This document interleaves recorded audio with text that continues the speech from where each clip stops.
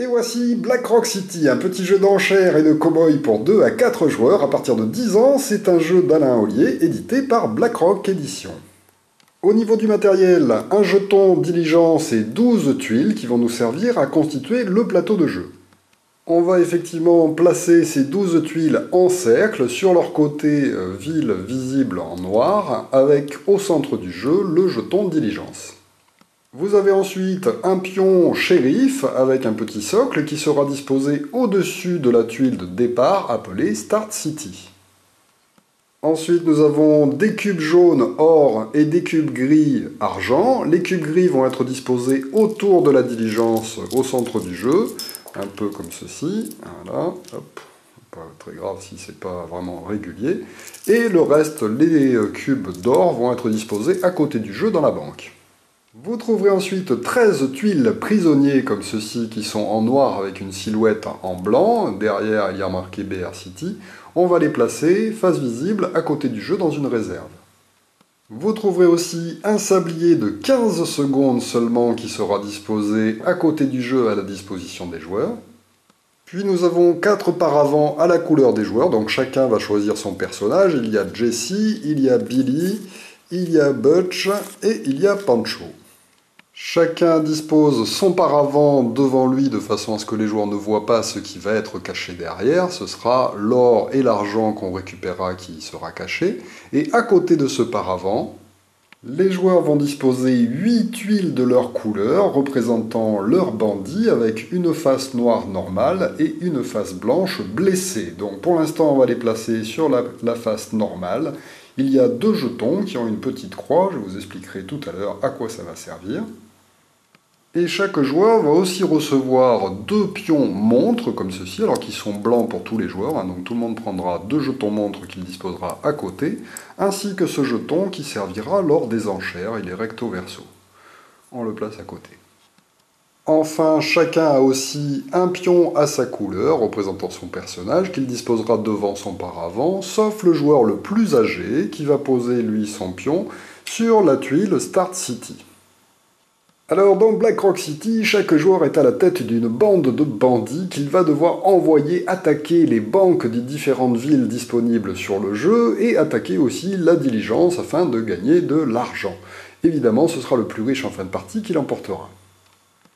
Alors pour le déroulement, à tour de rôle à partir du joueur qui a son pion sur le jeu, donc là pour l'instant le joueur le plus âgé, eh bien chacun va devoir miser des bandits, c'est-à-dire décider combien de bandits il envoie pour tenter d'attaquer une banque. On va donc faire un tour de jeu dans l'ordre, dans le sens des aiguilles d'une montre, à partir du premier joueur, le joueur le plus âgé, et chacun va donc miser des bandits, et une fois qu'on aura fait un tour de mise, eh bien ça s'arrêtera, et c'est le joueur qui aura misé le plus de bandits qui pourra faire progresser le pion pour attaquer une banque.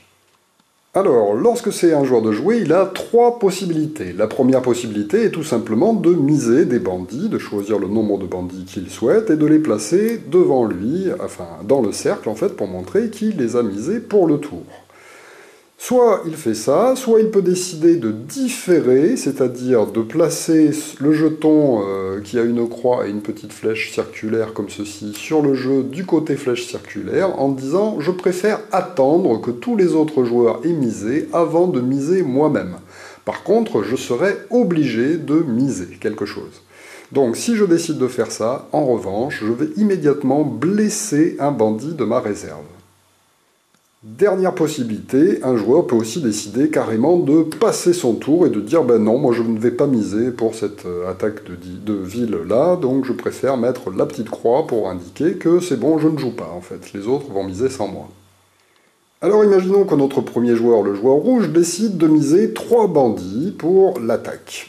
À partir du moment où il pose des bandits sur la table, eh bien immédiatement le shérif va se mettre en route et on va avancer le shérif du nombre de bandits joués par le joueur. Donc là, comme il vient de jouer 3 bandits, eh bien le shérif avance de 3 cases immédiatement. Et donc on va pouvoir passer au tour du joueur suivant qui va décider ce qu'il veut faire. Imaginons qu'il décide de passer son tour pour miser en dernier. Il pose donc le jeton comme ceci sur la table, et immédiatement il va blesser un bandit de sa réserve. Le joueur suivant, le joueur bleu, pourrait lui aussi décider de miser. Alors lorsqu'on mise et qu'il y a déjà eu une ou plusieurs mises de fait par d'autres joueurs, on ne peut en revanche pas poser le même nombre de bandits que la plus haute mise présente sur la table. Donc là, la plus haute mise pour l'instant, c'est celle-ci qui est de 3 bandits. Le joueur bleu ne peut donc pas poser 3 bandits. Par contre, il peut très bien en poser plus ou en poser moins. Donc imaginons qu'il décide d'en poser plus, il va donc poser 4 bandits, mais il aurait très bien pu en poser 5 ou plus. Et après avoir posé ceci, il fait immédiatement, bien sûr, avancer le shérif du nombre de bandits joués, c'est-à-dire 4. 1, 2, 3 et 4. Le shérif se retrouve devant cette ville. On passe donc au tour du joueur gris qui pourrait par exemple décider de passer définitivement en se disant « Oh là là, il y a déjà trop de bandits, moi je préfère économiser mes pions pour plus tard ». Et donc on repasse au joueur jaune, puisque le joueur rouge a déjà misé et qu'on ne peut pas remiser par-dessus une mise qu'on a déjà fait précédemment. Et donc le joueur jaune va lui aussi pouvoir miser le nombre de bandits de son choix, toujours en ne pouvant pas égaler la plus grosse mise. Donc là, comme il y a eu 4 bandits de jouer par ce joueur, il ne peut pas poser 4, il peut poser plus ou moins. Imaginons qu'il décide de poser, allez disons 5, il est fou, hop, 1, 2, 3, 4 et 5, on a tout à fait le droit de jouer un bandit blessé, ça compte quand même comme un bandit normal. Donc en jouant ça, alors imaginons plutôt d'ailleurs qu'à la place de jouer ceci, il décide de jouer celui-ci qui a une petite croix. Lorsqu'on va jouer un personnage ou plusieurs personnages qui ont une croix, ça veut dire que ce bandit-là ne fera pas avancer le shérif. Donc là, en jouant ceci, il va faire progresser le shérif uniquement de 4 cases. 1, 2, 3 et 4. Tout le monde a donc misé, sauf le joueur qui a décidé de ne pas jouer du tout. Et donc, à ce moment-là, eh bien, on va pouvoir faire progresser le pion ici présent. Mais d'abord, on regarde qui a gagné l'enchère. C'est le joueur jaune qui va remplacer ce pion par le sien. Une fois qu'il a remplacé ce pion, c'est donc lui qui va se déplacer et qui va pouvoir réaliser des attaques. Alors le déplacement du pion personnage se fait aussi dans le sens des aiguilles d'une montre, comme le shérif. Et par contre, il va avancer de la différence que ce joueur a mis comme personnage par rapport à celui qui en a misé le moins.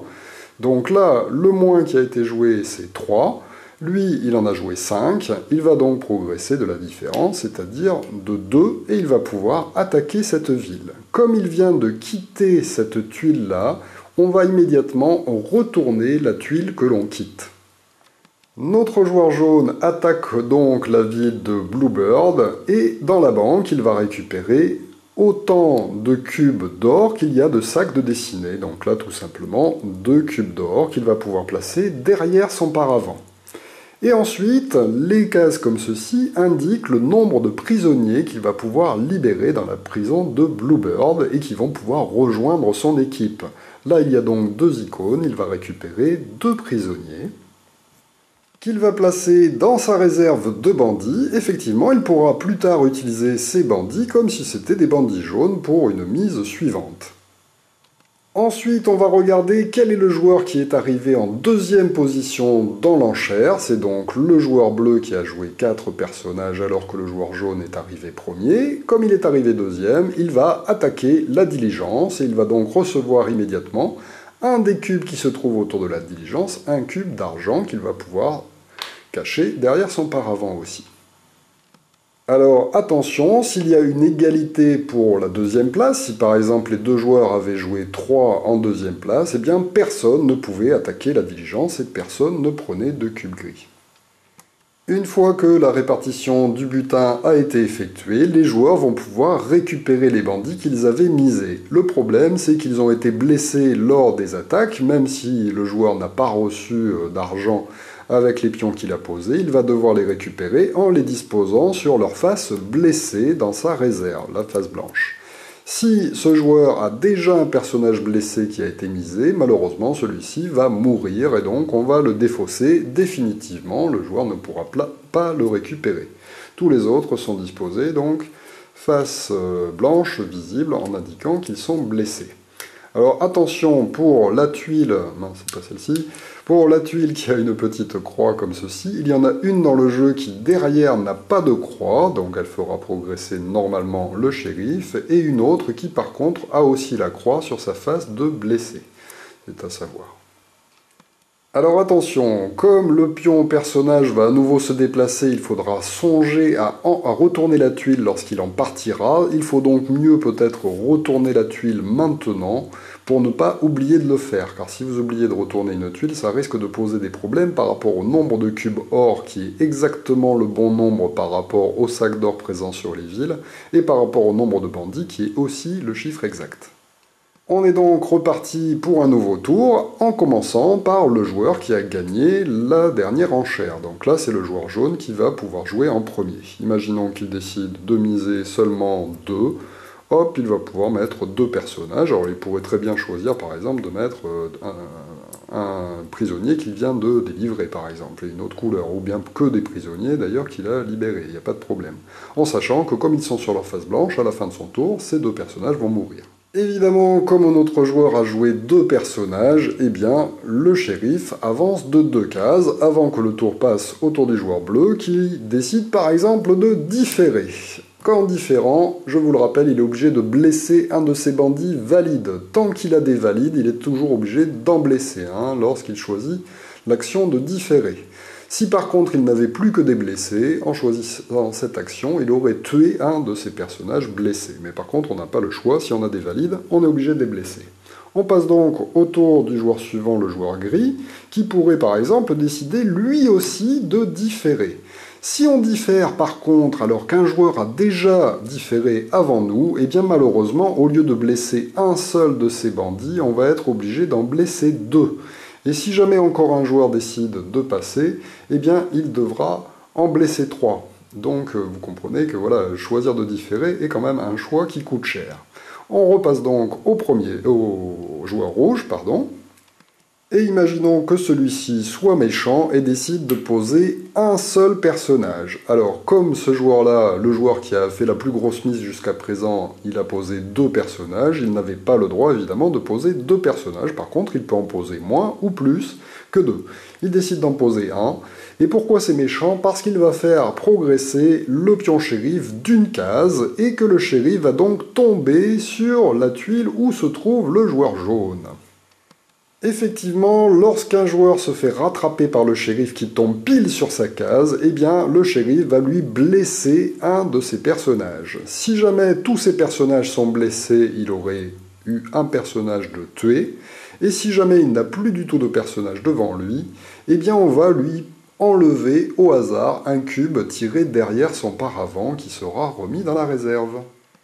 Et on continue, le joueur jaune a déjà joué, on passe donc au joueur bleu qui avait différé, il va donc devoir miser, il ne peut pas miser 2 puisque c'est la plus grosse mise, il décide de miser 3 pour essayer d'être le joueur ayant le plus de personnages joués. Et on passe au joueur gris qui aussi avait décidé de différer, imaginons que celui-ci décide de jouer 4. 3, 4, et là je m'aperçois qu'en fait, le joueur bleu, en jouant ses personnages, a oublié bien sûr 1, 2, 3 d'avancer le shérif, faut pas oublier cette action-là. Le joueur gris fait donc progresser de 4, 1, 2, 3, 4, et donc la mise est terminée. Le joueur gris, c'est donc lui qui a remporté l'enchère, il va remplacer le personnage par le sien, et le faire progresser de la différence avec la plus petite mise effectuée. Donc la plus petite mise étant de 1, il avance de 3. Ici, il n'y a que des sacs d'or de dessiner. Ce joueur-là va donc recevoir seulement 2 cubes d'or, les mettre derrière son paravent. On peut donc immédiatement retourner la tuile, ce sera mieux pour plus tard. Et ensuite, on passe à l'attaque de la diligence. Pour le joueur qui a joué le plus en deuxième, c'est le joueur bleu qui récupère un cube qu'il place derrière son paravent. Et chacun récupère ses personnages en les blessant, à moins qu'ils soient déjà blessés. À ce moment-là, ils sont définitivement défaussés. Et on est prêt pour repartir pour un tour, à partir du joueur gris, c'est lui qui avait avancé, c'est donc lui qui commence à miser, et ainsi de suite, le jeu se déroule comme cela. Alors, que se passe-t-il si un seul joueur mise et que tous les autres décident de passer? Eh bien, ce joueur-là va avoir un petit avantage, il va pouvoir déplacer son pion du nombre de pions qu'il a joué, ou bien d'un nombre inférieur. Donc là, par exemple, s'il a misé 3, il pourra avancer son pion de personnage de 1, 2 ou 3 cases. S'il avait joué 2, il aurait pu évidemment l'avancer de 1 ou 2 cases. Autre chose qui peut arriver, que va-t-il se passer si lorsqu'un joueur fait progresser son pion, donc là par exemple la différence entre la plus petite mise et la plus grande étant de 2, il avance son pion de 2 cases, et bien ce joueur tombe sur la case où se trouve le shérif. Et bien là, ce n'est pas pareil que lorsque le shérif nous attrape, c'est tout simplement que le shérif a verrouillé la banque et verrouillé la ville, et donc le joueur qui va tomber ici ne va malheureusement rien recevoir du tout. Il ne va pas pouvoir piller la banque, ni pouvoir récupérer les bandits qui se trouvent dessus. En revanche, le joueur qui a joué la deuxième mise va quand même récupérer le cube de diligence, donc c'est sympa pour lui. Et par contre, la tuile ne sera évidemment pas retournée, elle va rester face visible pour les tours suivants. Alors voyons maintenant à quoi servent les petits jetons horloge que l'on a. Eh bien, vous l'aurez compris, lorsque l'on va jouer les mises, parfois il va falloir quand même bien réfléchir à ce que l'on pose par rapport à comment ça va faire avancer le shérif et comment ça risque de faire avancer les pions pour pas se retrouver coincé par le shérif qui bloque une ville ou bien qui rattrape un joueur. Donc il y a pas mal de choses à réfléchir et peut-être qu'un joueur va prendre un petit peu de temps pour réfléchir. Eh bien, dès qu'il le souhaite, n'importe quel joueur autour de la table peut dire « Oh, j'utilise une montre pour te mettre un sablier et tu as 15 secondes pour décider ce que tu vas faire. » Si le joueur n'arrive pas à se décider dans les 15 secondes du sablier, eh bien malheureusement il va perdre un de ses personnages qui va se faire blesser de sa réserve. Le pion sablier est ensuite défaussé définitivement, donc chaque joueur n'en ayant que 2 dans sa réserve ne pourra faire cette action que 2 fois, alors évidemment il faut la faire au bon moment lorsque la réflexion d'un joueur risque de vous poser problème. Vous pouvez tout à fait décider de faire votre action, donc par exemple je pose mes trucs et tout de suite immédiatement poser le sablier devant le joueur suivant histoire de lui mettre la pression. Donc c'est assez rigolo ces histoires de sablier, tac tac, on peut se les envoyer dans la figure dès qu'on pense que ça va perturber le joueur en question. Alors évidemment, en continuant le jeu, on va sûrement réussir à faire un tour complet et on va peut-être tomber sur des cases où il n'y a rien de dessiné. Si malheureusement vous tombez avec votre personnage sur une case vide, eh bien malheureusement vous ne gagnerez rien et donc vous allez blesser quand même vos personnages joués pour le tour pour rien. Si on tombe sur une tuile avec les symboles de sac comme ceci, ça va être pour pouvoir voler des cubes derrière le paravent des joueurs de son choix. Donc si je tombe ici, en tant que joueur rouge, je pourrais piocher soit 2 cubes derrière le paravent d'un joueur au hasard, ou bien de 2 joueurs différents, un cube chez 2 joueurs différents. C'est comme je veux. Et si je tombe évidemment sur un seul sac comme ceci, je ne pourrai piocher qu'un cube derrière le paravent d'un joueur au hasard. Enfin, nous avons la tuile des Indiens. Si un joueur tombe sur cette case ou bien passe par cette case, eh bien il perdra un de ses personnages qui se fera blesser. S'il n'a plus que des blessés, un d'entre eux se fera tuer. Et si jamais il n'a déjà plus de personnages dans sa réserve, eh bien il sera obligé de s'arrêter sur la case. Alors imaginons qu'il ait fait 2, eh bien malheureusement il sera obligé de rester sur cette case, et évidemment cette case ne rapporte rien lorsqu'on s'y arrête. Alors attention, nous avons vu que le premier joueur d'une phase est toujours le joueur qui a gagné la dernière tuile, mais dans certains cas ça peut changer. Effectivement là normalement c'est le joueur jaune qui devrait commencer à miser pour la prochaine avancée, mais c'est le joueur bleu qui va jouer le premier car il ne lui reste plus qu'un seul pion dans sa réserve. Effectivement, si un joueur n'a plus qu'un seul pion dans sa réserve, c'est lui qui va devoir commencer l'enchère. Si jamais il y a plusieurs joueurs qui n'ont plus qu'un seul pion dans la réserve, on va regarder dans l'ordre du tour à partir du joueur qui est présent sur la tuile. Donc là, c'est le joueur jaune qui normalement devrait jouer. C'est bien le joueur bleu qui va commencer puisque le joueur gris se trouve après. Alors évidemment, au fur et à mesure du jeu, vous allez avoir de moins en moins de personnages, et puis au bout d'un moment, vous n'en aurez plus du tout. Donc à chaque fois que vous serez obligé de blesser un personnage, vous allez perdre des cubes qui sont derrière votre paravent. Donc ça peut être quand même un petit peu pénalisant de ne plus avoir de personnages avant les autres joueurs, car effectivement, ceux-ci vont continuer à jouer les mises sans vous. S'il ne reste plus qu'un seul joueur qui a des personnages devant lui, alors que tous les autres les ont défaussés, eh bien celui-ci va pouvoir faire un petit peu ce qu'il veut, puisque, je vous le rappelle, lorsqu'on fait une mise tout seul et que personne d'autre ne peut miser, eh bien on choisira d'avancer du nombre de pions qu'on a joué, ou bien d'un nombre inférieur. Donc après ça peut être la fête, et ce joueur peut prendre plusieurs villes à la fin, et donc remonter au score si jamais il était en retard. Donc il faut faire attention à ne pas trop laisser un joueur tout seul, avec des bandits à la fin du jeu. Alors le jeu peut se terminer de deux façons. La façon la plus classique, c'est lorsqu'on a justement utilisé tous les bandits. Donc lorsqu'un joueur utilise son dernier bandit, par exemple comme ceci, hop, il avance quand même, il fait quand même sa dernière prise, et une fois que sa prise sera faite, eh bien le jeu prendra fin et on va pouvoir compter les points. Le jeu peut se terminer d'une deuxième façon si tous les joueurs décident de passer. Donc si tout le monde met une croix comme ceci, eh bien, par exemple, là, le quatrième et dernier joueur peut décider en fait d'arrêter la partie prématurément en jouant lui aussi un passé. Tout le monde a passé, la partie s'arrête immédiatement. Et ça peut arriver très tôt, hein, si jamais... mais bon, ça arrive quand même assez rarement. Lorsque la partie prend fin, chacun va révéler les cubes qu'il avait récupérés pendant la partie, et évidemment c'est le joueur qui a le plus de cubes, attention on se fiche des couleurs, c'est le nombre de cubes qui compte, qui l'emporte. Donc là par exemple, si ce joueur a 6 cubes, eh bien c'est lui qui l'emporte. En cas d'égalité seulement, entre deux joueurs ou plus, c'est celui qui a le plus de cubes d'or qui l'emporte. Donc là ce serait lui, puisqu'il a plus d'or que ce joueur-là. Si jamais il y a encore une égalité sur le nombre de cubes or, eh bien ce sera le joueur qui a attaqué une ville en dernier qui l'emportera. Alors c'est peut-être pas un des joueurs actifs, hein, mais il faut se rappeler, on essaie de se rappeler la précédente ville, par qui des deux joueurs elle avait été attaquée, et celui qui a attaqué une ville en dernier l'emporte. Voilà donc pour Black Rock City, un excellent petit jeu d'enchères aux règles quand même assez complexes pour un petit jeu de ce format, donc il faudra quand même faire bien attention à ne rien oublier. Et voilà, merci de m'avoir suivi, et à très bientôt pour une nouvelle règle de jeu. Au revoir.